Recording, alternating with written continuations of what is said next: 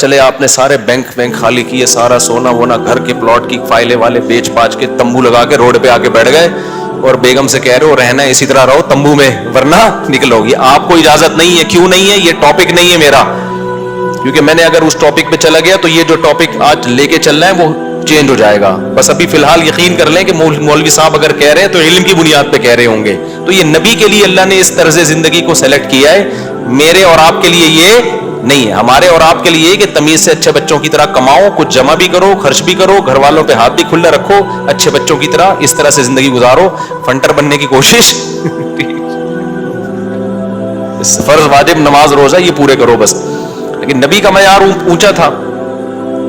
تو نبی صلی اللہ علیہ وسلم نے فرمایا تعالینا امتعکن واسرحکن سراحا جمیلا, میں تمہیں رخصت کر دیتا ہوں, کسی مالداروں سے شادی کر لو. اس زمانے میں طلاق یافتہ بیوہ کی شادی ہونا کوئی مسئلہ نہیں تھا, ایک سے ایک رشتہ مل جاتا تھا. یہ تو ہمارے زمانے میں نحوست ہے کہ نہیں ہوتی شادیاں. اور اگر تم اسی طرح رہنا چاہتی ہو تو اسی طرح غربت میں میرے ساتھ گزارا کرنا پڑے گا. تو تمام کی تمام امہات نے, نبی نے ان کو طلاق کا باقاعدہ اختیار دیا. یہیں سے علماء نے مسئلہ نکالا ہے کہ طلاق مرد خود بھی دے سکتا ہے, بیوی کو طلاق کا اختیار بھی دے سکتا ہے. اگر مرد اپنی بیوی سے کہہ دے کہ میں نے تجھے طلاق کا اختیار دیا تو یہ اختیار عورت کے پاس بھی آ جاتا ہے, پھر وہ اپنے اوپر طلاق واقع کر سکتی ہے. اس سے بھی پتہ چلتا ہے کہ عدالتی خلا جو آج کل چل رہا ہے اس میں اسلام میں اس کی کوئی حیثیت نہیں ہے, کیونکہ مرد جب بیوی کو رائٹ دے گا تو ہوگا, کورٹ کے دینے سے نہیں ہوتا. جج صرف اپنی بیوی کو طلاق دے سکتا ہے, دوسروں کی بیویوں کو جج طلاق نہیں دے سکتا. یہ بار بار بیان کرتا رہا ہوں میں, کیونکہ دنیا کا نظام چینج ہو رہا ہے, ہر جگہ ایسا ہی ہو رہا ہے. یہ جو آج کل سسٹم چینج ہو گیا نا, تو اب کیا ہے, اللہ یہ کہ چند صورتوں میں جج بھی دے سکتا ہے, وہ الگ ٹاپک ہے. تو نبی صلی اللہ علیہ وسلم نے طلاق کا باقاعدہ اختیار دے دیا. یہ نہیں کہا کہ تم چاہتی ہو تو میں تمہیں طلاق دے دیتا ہوں, نہ, باقاعدہ رائٹ دے دیا کہ اپنے اوپر واقع کر لو.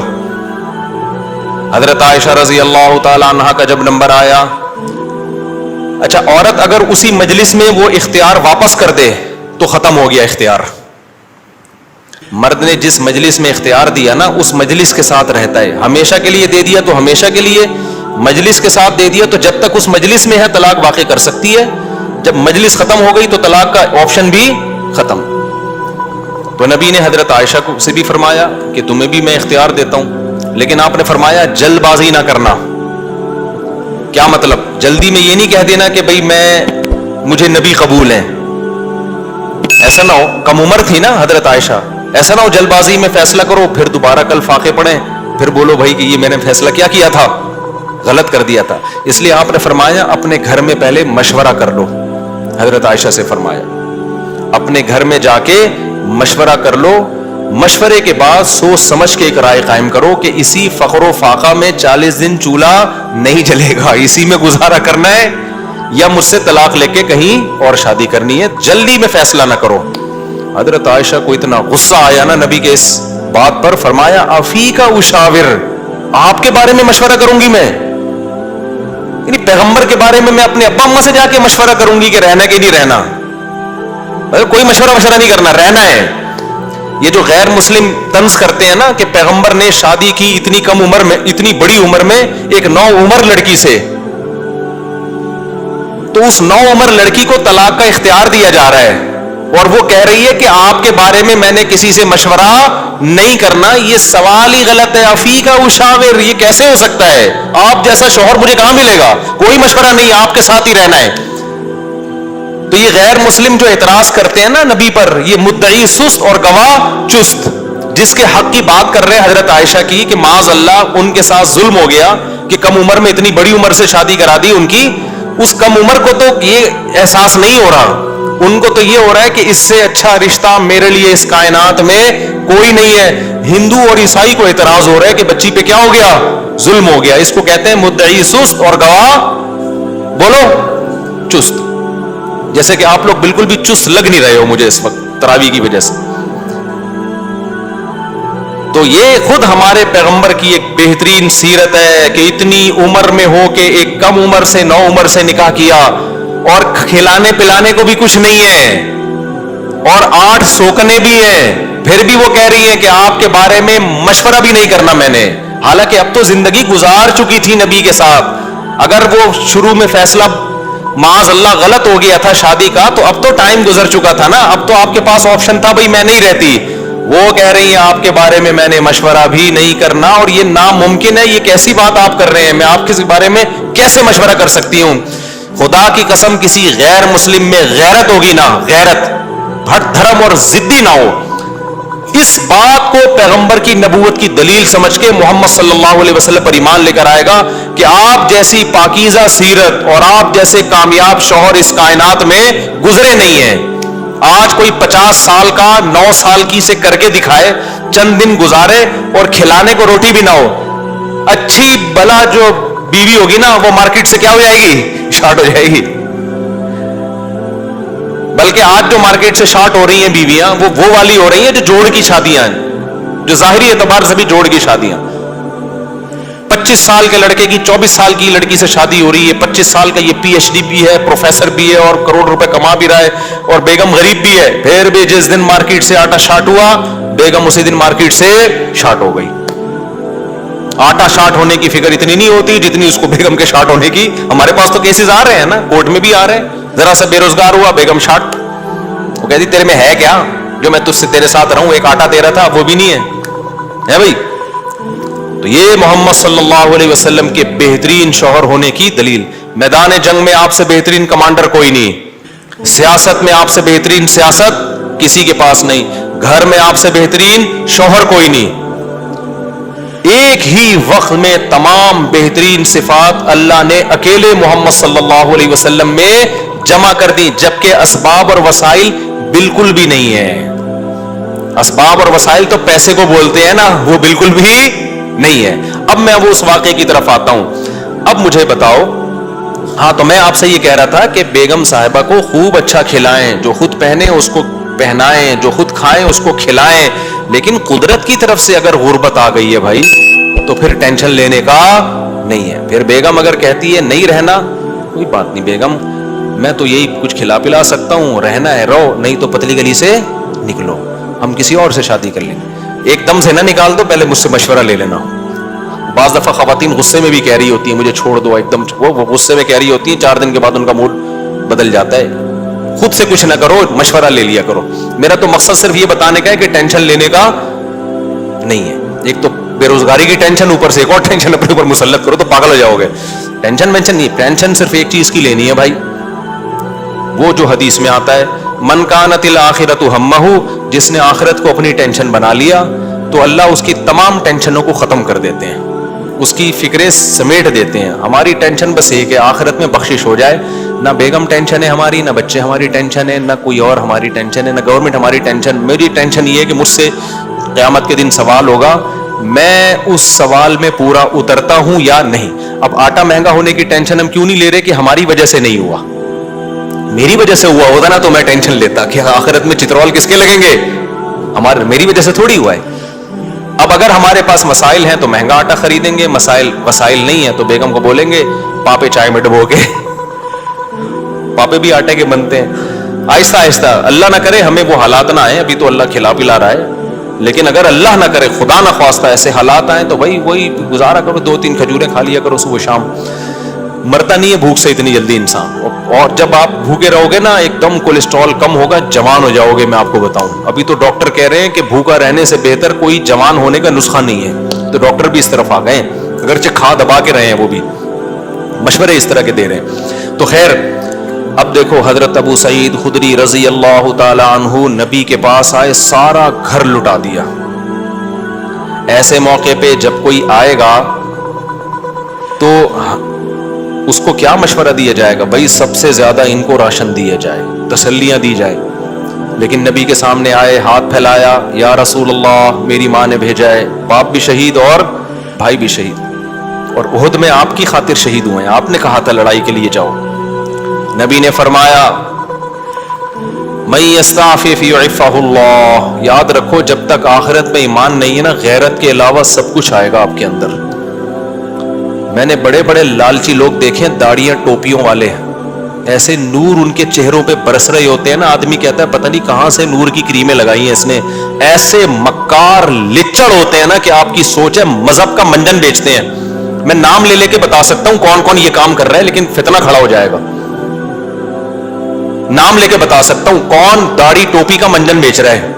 ایسا نیک لگے گا جیسے اس سے وہ بات ایسی کرے گا وہ اللہ رسول کے علاوہ کوئی بات ہی نہیں.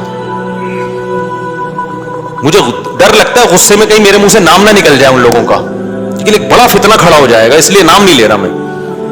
اور یہ مذہبی لوگوں میں منجن بہت ہے, کیونکہ مذہب کے نام پہ نا منجن بکتا بڑی جلدی ہے. لوگ یقین کر لیتے ہیں حضرت جی اتنے نیک, ماشاءاللہ بغلیں بھی صاف حضرت کی اور اتنے خوبصورت. تو یاد رکھو فراڈی آدمی کے لیے داڑھی رکھنا اور پگڑی پہننا کوئی مشکل کام نہیں ہے. فراڈی یہ کام کر سکے بھائی, داڑھی ٹوپی داڑھی رکھنا ضروری ہے, لیکن یہ بھی تو ہو سکتا ہے چور نے داڑھی رکھی ہو لوگوں کو الو بنانے کے لیے. مدرسے والے کبھی چور نہیں ہوتے, چور لوگ مدرسہ کھول لیتے ہیں کہ پیسہ آئے گا. بڑے بڑے ٹرسٹ چل رہے ہیں جو بڑے بڑے فراڈی ہیں. سارے ٹرسٹ فراڈی نہیں ہے, لیکن فراڈی ٹرسٹ بھی ہیں بہت سارے. مجھے خود ایک وکیل نے بتایا کہ جب کسی آدمی کو کروڑ پتی بننا ہوتا ہے نا, اور گاڑیاں منگوانی ہوتی ہیں کسٹم پے کیے بغیر, تو وہ ٹرسٹ کھول لیتا ہے. اس نے مجھے بتایا کتنے لوگوں نے ٹرسٹ کھولے ہوئے پاکستان میں, دبا کے نوٹ چھاپ رہے ہیں. تو یہ دھندے پاکستان میں سب سے زیادہ ہوتے ہیں, دنیا میں اتنے زیادہ بولو نہیں ہوتے. لیکن ہماری قوم اندھی ہے, خدا کی قسم. غصہ آ رہا ہے مجھے. اور رمضان میں تو طبیعت سے چورن بکتا ہے, اٹھا اٹھا کے پھینک رہے ہیں پیسے, یہ لے یہ لے یہ لے. ابے دیکھ نہیں رہے یار یہ کیا کر رہا ہے, یہ اتنا اندھا اعتماد تمہیں اللہ نے ایک پیسے کی نعمت دی, اس کو برباد تو نہ کرو نا تم. ایک اور کام رمضان میں ذہن میں رکھو, موضوع سیٹ رہا ہوں فوراً آ رہا ہوں پھر اس طرف. ایک اور کام, کیونکہ رمضان میں منجن زیادہ بکتا ہے. دیکھو دینی مدرسوں کا جتنا میں قائل ہوں نا آپ نہیں قائل. میں اگر یہاں بیٹھا ہوں تو مدرسوں کی وجہ سے بیٹھا ہوں, اللہ مجھ سے جو ٹوٹا پھوٹا دین کا کام لے رہا ہے. لیکن مدرسے میں چندہ دینے سے پہلے سوچو یہ قابل اعتماد مدرسہ ہے یا نہیں ہے. بہت دفعہ ایسا ہوتا ہے کہ آپ کو میں پیسہ کمانے کا طریقہ بتا رہا ہوں, غلط طریقہ. آپ اگر بے روزگار ہیں نا, پاکستان میں بے روزگاری ایک بہت بڑا مسئلہ ہے, لیکن یہ مسئلہ میں آپ کا 2 منٹ میں کیا کر رہا ہوں ختم کر. جہنم میں تو جاؤ گے لیکن مسئلہ بے روزگاری کا ختم ہو جائے گا. آپ نے کیا کرنا ہے, آپ نے ایک زمین خریدیں, وہ بھی چندے کے پیسوں سے, ٹھیک ہے نا, کہ بتائیں میں ایک مدرسہ کھولنا چاہتا ہوں. اس سے پہلے آپ کو داڑھی رکھیں, آپ داڑھی, کیونکہ لوگ پھر اس پہ زیادہ اعتماد ہے, اور پگڑی باندھیں. مولانا طاری جمیل صاحب کے ساتھ 6 سیلفیاں, مفتی طارق مسعود صاحب کے ساتھ 7 سیلفیاں. مفتی صاحب کے پاؤں دبائیں, میرے پاؤں دبائیں, سر میں مالش کر کے چپکے سے ویڈیو بنائیں کہ دیکھو میں مفتی صاحب کی خدمت کر رہا ہوں, میں گلے مل رہا ہوں, ویڈیو بنائیں. مولانا طاری جمیل صاحب کو ہدیہ دیتے ہوئے ویڈیو بنائیں, ٹھیک ہے. ایک بیان ان سے اپنے حق میں کروا لیں کہ بہت اچھا ہے, آدمی بیان تو کر ہی دیتا ہے نا. میرے پاس بھی کوئی آئے گا اچھا ہی لگ رہا ہے بھائی, اچھا ہے ماشاءاللہ. چند چیزیں اس طرح, ڈاکٹر ذاکر نائک سے ملاقات ہو جائے تو سبحان اللہ, ایک آدھ سیلفی وہاں سے لے لی آپ نے. اور پھر آپ نے کیا کیا ہے, 1-2 دفعہ غریب کو گلے ملتے ہوئے رو لیں, پیاز کاٹ کے جائیں, آنسو پہلے نکلیں گے, ایک دم رو کے ایک تصویر بنا لیں, غریب کو مل کے رو رہے ہیں. بہترین, خدا کی قسم ایسا طریقہ ہے نا, تم نوٹ تمہارے پاس نا رکھنے کی فرصت نہیں ہوگی یار, کدھر رکھوں, تھیلے بھر گئے سارے. اس کے بعد آپ نے کیا کرنا ہے, آپ نے اناؤنس کرنا ہے میں ایک مدرسہ بنا رہا ہوں, یتیم خانہ کھول رہا ہوں.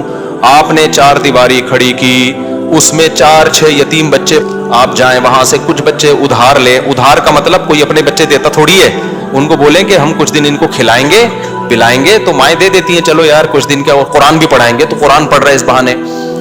یہ آپ کو پتا ہے, اللہ کو پتا ہے. وہ 4-6 یتیم بچے جو شکل سے بھی یتیم لگ رہے ہوں, اور اگر یتیم نہ بھی ہوں تو وہ بچے جو لگ رہے ہوں یتیم شکل سے, بعض یتیم ہوتے نہیں ہیں, لگتے ہیں یتیم.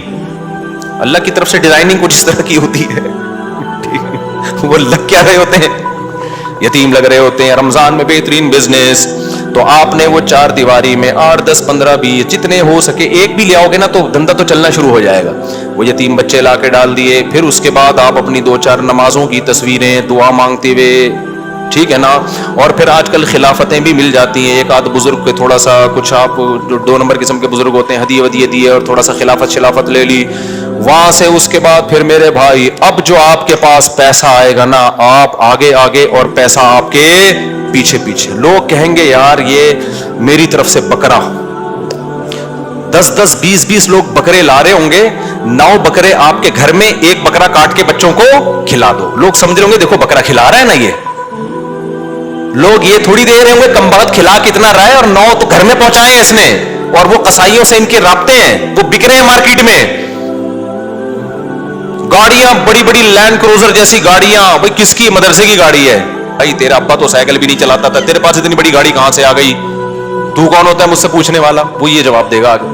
ایسی لگژری لائف ہوگی نا, ان 6 یتیم بچوں کو ادھار لیا تھا واپس کر کے, اب سچی مچی کا یتیم آنا شروع ہو جائیں گے. جب پتا چلے گا نا یہ لوگ کھانے میں بکرے کھلاتے ہیں, تو پھر تو جو یتیم نہیں بھی ہیں, ابا کہے گا یار اس کو یتیم ہی فرض کر کے میرے بچے کو بھی یہاں داخل کر لے, بلکہ میرے ابا بھی مر گئے تھے, میں بھی یتیم ہی ہوں. ایسا نوٹ چھاپنے کی مشین بنو گے, بنے ہوئے ہیں لوگ, بنے ہوئے ہیں. بڑے بڑے مدرسوں کے نام پہ فراڈ ہو رہا ہے. میں نہیں کہہ رہا مدرسے فراڈی ہوتے ہیں, فراڈی لوگ بھی مدرسہ بناتے ہیں. اب آپ نے یہ نہیں کرنا کہ مدرسوں کو دینا بند کر دیں, اس سے تو اچھے مدرسے بھی بند ہو جائیں گے. آپ نے تحقیق کرنی ہے کون واقعی دیندار لوگ ہیں, امانت دار لوگ ہیں, کام کر رہے ہیں, اور کون ایسے ہیں جو داڑھی اور پگڑی کے نام پہ منجن بیچ رہے ہیں. یہ آپ نے کرنا ہے, نہیں تو قیامت کے دن الٹے لٹکے ہوئے ہوگے. بہترین بزنس ہے یہاں پہ یہ. اچھا خیر ہم آگے چلتے ہیں میرے بھائی. تو اب کیا تھا کہ حضرت ابو سعید خدری رضی اللہ تعالیٰ عنہ کو نبی نے کیا فرمایا. میں یہ عرض کر رہا تھا کہ آخرت ہوگی نا تو غیرت ہوتی ہے. یہ بہت بڑی اللہ کی نعمت ہے کہ آپ کا ہاتھ اللہ کے سوا کسی کے سامنے نہ اٹھے. اللہ سے مانگا کرو, یہ اسباب بھی اختیار کرو پیسہ کمانے کے, کیونکہ جو اسباب اختیار نہیں کرتا اللہ اس کی مدد نہیں کرتا. اگر گھر میں پڑے ہوئے ہو, محنت نہیں کر رہے اور کہہ رہے ہو کہ بس اللہ ہی دے گا, تو پھر اللہ آپ کو بھکاری بنائے گا. یہ یاد رکھنا. آپ نے کیا کرنا ہے, اپنی پوری کوشش کرنی ہے پیسہ کمانے کی, دماغ لگانا ہے. کیوں؟ رزق حلال عین عبادت ہے. الکاسب حبیب اللہ, محنت کر کے کھانے والا وہ اللہ کا دوست ہے. تو اب کیا ہے, ہمارے نبی نے حضرت ابو سعید خدری سے فرمایا کہ من یستعفف یعفہ اللہ. کیا مطلب؟ جو اپنے آپ کو رسوا ہونے سے بچانا چاہتا ہے, عفت کا مطلب رسوا ہونے سے بچانا, دامن داغدار نہ ہو, ذلیل ہونے سے بچانا چاہتا ہے. اس سے پتہ چلا مانگنا کیا ہے, بول لو نا, ذلت ہے. ہاتھ پھیلانا کیا ہے, ذلت. جو چاہتا ہے کہ میں ذلیل نہ ہوں, ہمیں تو پتہ ہی نہیں کہ یہ ذلت ہے. ہم تو سمجھتے ہیں میں اتنا چونا لگاتا ہوں بندے سے 2 منٹ میں اتنے پیسے نکلوا لیتا ہوں, یہ میرا کمال ہے. ایک چور کو پکڑا نا, کورٹ میں لے کر گئے, عدالت نے کہا یار تم نے اتنی خوبصورتی سے چوری کی, کسی کو پتہ ہی نہیں چلا. چور کہتا ہے شکریہ سر, آپ نے میری اتنی تعریف کی, اتنا زبردست چور ہوں میں. جج نے کہا کم بخت میں تیری تعریف نہیں کر رہا, تیری برائی کر رہا ہوں. تو نبی نے فرمایا من یستعفف یعفہ اللہ, جو اپنے آپ کو رسوا ہونے سے بچانا چاہتا ہے اللہ اسے رسوائی سے بچاتا ہے. اب سوال پیدا ہوتا ہے کہ رسوائی سے تو بچ جائیں گے, لیکن ٹینشن تو ہے نا, فاقے تو پڑ رہے ہیں, مصیبت تو ہے. اگلا جملہ نبی نے فرمایا وَمَن يَتَصَبَّرْ, جو اللہ سے صبر مانگتا ہے, يُصَبِّرُهُ اللہ, اللہ اسے صابر بھی بنا دیتا ہے. اس ٹینشن میں اللہ سے مانگو صبر, تو اللہ کیا کرے گا, صبر دے دے گا. جیسے موسیٰ علیہ السلام کی ماں نے جب حضرت موسیٰ کو صندوق میں رکھا نا بچے کو, تو فرعون نے پکڑ لیا اس بچے کو. اب قرآن کہہ رہا ہے موسیٰ کی ماں دل برداشتہ ہو گئی, میرا بچہ کس کی گود میں چلا گیا ہے, فرعون کی. ماں تو ایک دم ہو جائے گی نا. اگر جا کے بتا دیتی کہ میرا بچہ ہے, فرعون نے فوراً قتل کر دینا تھا اس کو. لیکن عورت جذباتی ہوتی ہے, وہ انجام نہیں دیکھتی, وہ جذبات سے مغلوب ہوتی ہے. لیکن قرآن کہتا ہے وَرَبَطْنَا عَلَىٰ قَلْبِهَا, ہم نے موسیٰ کی ماں کے دل کو باندھ دیا. کیا بلاغت ہے قرآن کی. موسیٰ کی ماں کے دل کو کیا کر دیا, رسیوں سے باندھ دیا, جیسے ہلے نہیں اپنی جگہ سے, دل برداشتہ نہ ہو. یہ قرآن کی بلاغت ہے, یعنی صبر کی توفیق دی. اس صبر کی توفیق کو بیان کرنے کے لیے قرآن کیا کہتا ہے, موسیٰ کی ماں کو کے دل کو ہم نے رسی سے کیا کر دیا؟ ایسے کس کے باندھ دیا. ہلے نہیں بھائی. جیسے کسی بندہ ہل رہا ہو نا, آپ اسے رسی سے کس کے بالکل بند کر دو, اب وہ گیا, یعنی وہ ہلنا بھی چاہے تو نہیں ہلے. تو اس سے پتا چلتا ہے کہ بعض دفعہ انسان بے صبرا ہو رہا ہوتا ہے, لیکن اللہ کی طرف سے اس کو ایسی توفیق ملتی ہے کہ اللہ اس کے دل کو رسیوں سے باندھ دیتے ہیں. ہلنا نہیں, چپ کر کے تمیز سے بیٹھا رہے, مجھ پر اعتماد اور توکل کر. اسی لیے قرآن میں نبی کو اللہ نے فرمایا وما صبرک الا باللہ, اے نبی آپ صبر کریں لیکن آپ کا صبر اللہ کی توفیق کے بغیر نہیں ہوگا. یہ صبر بھی آپ نے اللہ سے مانگنا ہے. تو نبی نے فرمایا جو صبر کرنا چاہتا ہے اللہ اس کو صبر کی توفیق دیتا ہے. آج ڈپریشن اس لیے بڑھ رہی ہے کہ صبر کرنا چاہتے ہی نہیں ہے. جو ٹینشن آئی, جو مصیبت آئی, بس نکال دو فوراً جا کے. جو پہلے آ گیا نا وہ پٹتا ہے. آپ جب غصے میں بیٹھے ہو تو جو شروع میں آ گیا نا وہ اس کا کیا ہو گیا؟ بیڑا غرق ہو گیا. اس کے بعد حدیث دیکھو, حضرت ابو سعید خدری واپس چلے گئے.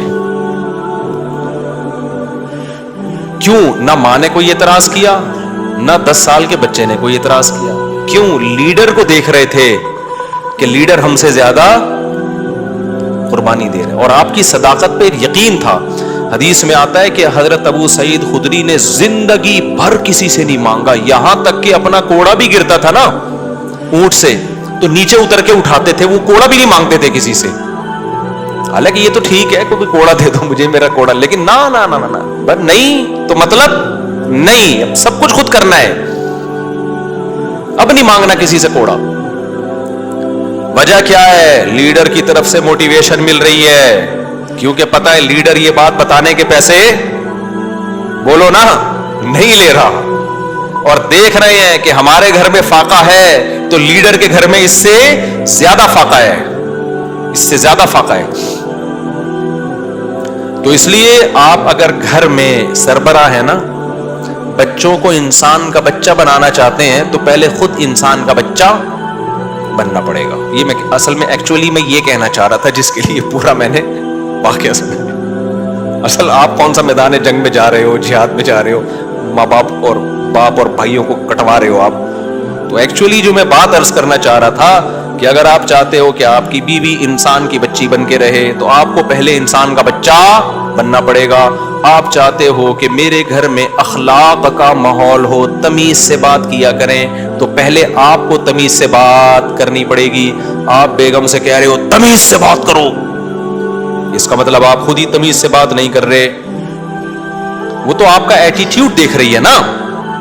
باپ گھر میں آ رہا ہے چنگیز خان بن کے چیخ رہا ہے, پھر وہ کہہ رہے سب آرام سے بات کریں, تو کہیں گے نا ابا آپ تو آرام سے کر نہیں رہے. ایک صاحب کو غصے پہ بہت غصہ آتا تھا. ایک صاحب ہمارے جاننے والے تھے, جب کوئی غصہ کرتا ان کو بہت غصہ آتا, غصہ کیوں کر رہا ہے, اسی بات پہ ان کو غصہ آتا تھا. ہم کہتے تھے اس کو جتنا غصہ آ رہا ہے نا کسی بات پہ, اور آپ کو اس غصے پہ اس سے زیادہ غصہ آ رہا ہے, تو اس کو غصہ کیسے ٹھیک ہوگا؟ اب آپ کسی کو یہ سمجھا رہے ہو کہ غصہ مت کرو, تو یہ بات آپ کو آرام سے کہنے پڑے گی, غصے سے نہیں. کیونکہ اگر آپ نے غصے سے کہہ دی, اس کا مطلب وہ جو کام وہ کر رہے ہیں آپ بھی وہی کر رہے ہو. تو مارکیٹ میں جو چل رہا ہے نا وہ بتا رہا ہوں میں آپ کو. تو اس لیے میرے بھائی, جب بھی کوئی بات ہم نے اپنے بڑوں کو دیکھا ہے کہ ہمیں اگر سخاوت کی ترغیب دی نا انہوں نے کہ خرچ کیا کرو, تو میں نے اپنے بڑوں کو دیکھا انہوں نے ہم سے 20 گنا زیادہ خرچ کیا. 20 گنا تو وہ ہے جو ہمیں نظر آ رہا ہے, جو نظر نہیں آ رہا وہ پتہ نہیں کتنا ہوگا. ہم نے دیکھا کہ انہوں نے ہمیں کہا کہ عبادت کیا کرو, تو ہم نے دیکھا کہ وہ ہم سے کئی گنا زیادہ عبادت کر رہے ہیں. انہوں نے دیکھا اللہ پہ اعتماد اور توکل کیا کرو, انہیں ہمیں کہا تو ہم نے دیکھا کہ وہ ہم سے زیادہ اللہ پہ اعتماد اور توکل کر رہے ہیں. انہوں نے بولا کہ ہم نے مدرسے میں کوئی انتظام کرنا ہے, چندہ جمع کرو, تو خود اپنی جیب سے سب سے زیادہ چندہ دیا. نہیں یاری بات, چھوڑو رہنے دو, ایسی ٹھیک ہے. تو گھر میں بچوں کو عمل دکھایا کرو. آپ اگر اپنے بیٹوں کو سمجھاتے ہو کہ بہنوں کے ساتھ اچھا سلوک کرو, یہ اس زمانے کی بات ہے جب گھر میں بچے بچیاں ہوا کرتے تھے, اب تو ایک آدھ ہوتا ہے, تو وہ سارا سیٹ اپ ہی برباد ہو. پہلے یہ ہوتا تھا 7-8 بہن بھائی ہیں تو ماں باپ بھائیوں کو حکم دیتے تھے بیٹوں کو کہ بھی بیٹیوں کا بھی خیال کرنا. اب تو ٹیاں ہے ہی نہیں, ٹی رہ گئی ہے, بیٹیاں نہیں ہوتی. ایک آدھ بیٹی ہوتی وہ خود ہی اپنا خیال رکھ لے گی, اس کے لیے آپ کو نہ وصیتیں کرنے کی ضرورت نہ تکلف کی. یہ ان لوگوں کی بات کر رہا ہوں جن کے ہاں بچے بچے ہوتے ہیں, خاندان ہوتے ہیں, چاچے مامے خاندان گھر آباد ہوتے ہیں, تو ان کے لیے خصوصی پیکیج ابھی میں پیش کر رہا ہوں کہ جب وہ اپنے بیٹوں کو سمجھائیں کہ اپنی بیٹیوں کا خیال کرنا, تو کیا مطلب بھائیوں کو سمجھا رہے ہیں بہنوں کا, تو پھر آپ نے ان کے سامنے اپنی بہنوں کا خیال کر کے دکھانا ہے. اپنی بہنوں کو دعوت دو, ان کو ہدیے دو, ان کو پیسے دو, بچوں کو پتا چلے ہمارا ابا اپنی بہنوں کا اتنا خیال کرتا تھا, تو ہمیں بھی ابا کے جانے کے بعد اپنی بہنوں کا خیال کرنا ہے. ان کو پتا ہے ابا کے پاس نصیحتوں کے علاوہ کچھ بھی نہیں ہے, ٹھیک ہے. پوری تقریر ابا کی 1 گھنٹے کی ہوتی ہے, لیکن ابا کی جب بہنیں آتی ہیں تو ابا 5 روپے بھی خرچ کرنے کے لیے تیار نہیں ہے. بچوں کو آپ نے کہا کہ دیکھو بیٹا, تمہارے بھائیوں میں کوئی غریب ہو جائے, بھائیوں میں پہلے ہوتے تھے, اب بھائی نہیں, ایک آدھ بچہ ہی بس, کیا سارا برباد ہوگا. مجھے تو اتنا غصہ آتا ہے نا, پکڑ کے چترول لگانا شروع کر دوں کہ تم لوگوں نے فیملی پلاننگ والوں کی باتوں میں آ کے کیسا بیڑا غرق کباڑا کر دیا اپنے گھروں کا یار, سارا فیملی سسٹم تباہ کر دیا. اس کے لیے شادی کرنے کی ضرورت ہی نہیں تھی تم لوگوں کا یار. شادی تو ہوتی بچے پیدا کرنے کے لیے, ایسے ہی تھوڑے دن رہ گئے تھے زندگی گزار لیتے. ٹینشن, بیگم کی ٹینشن کی بھی کیا ضرورت ہے, اور اگر ٹینشن لے لیے تو ایک آدھ بچے ایک سے زیادہ, تو پھر اس کی ٹینشن ہوتی ہے. بچوں کی وجہ سے تو بیوی کو پال رہا ہوتا ہے آدمی. خیر اب یہ باتیں پھر خواتین ناراض ہوتی ہیں, ویسے بھی پالتا ہے, ایسا نہیں ہے صرف بچوں کی وجہ سے, تو بلکہ پالتا کہاں ہے, خود پلتی ہیں. تو میرے بھائی میں یہ عرض کر رہا تھا کہ آپ نے بیٹوں کو سمجھانا ہے کہ اگر تمہارے بھائیوں میں سے کوئی غریب ہو جائے تو جس بھائی کو اللہ پیسہ دے گا اس نے اپنے غریب بھائیوں کا خیال کرنا ہے. یہ تقریر جب سمجھ میں آئے گی جب بچے دیکھیں گے ہمارے ابا ہمارے چاچا اور تایا کا خیال رکھتے ہیں. نہیں یار, اس آپ کے بھائیوں میں کوئی غریب ہو جائے نا, ایسا نہ کرو کہ وہ آ کے آپ سے بھیک مانگے, یار اللہ کے نام پہ کچھ دے دے, تو وہ تو گاڑیوں میں گھوم رہا ہے, کچھ ہمیں بھی دے دے. آپ نے پہلے سے ہی ان کو دینا شروع کر دینا ہے, ان کا حصہ ہے. وفی اموالہم حق للسائل والمحروم وآت ذی القربى حقہ. اللہ کہتے ہیں رشتہ داروں کو ان کا حق دو. تو رشتہ داروں میں تو بھائی بہن سب سے پہلے ہیں بھائی. اللہ کہہ رہی ہے ان کا رائٹ ہے, ان کا حق ہے. آپ کے پاس پیسہ ہے, وہ غریب ہے, تو میں نہیں کہہ رہا ان کو وہی اسٹینڈرڈ دے دو جو آپ کا ہے. اتنا تو کرو نا کہ کچھ تو تھوڑا سا خیال کرو ان کا.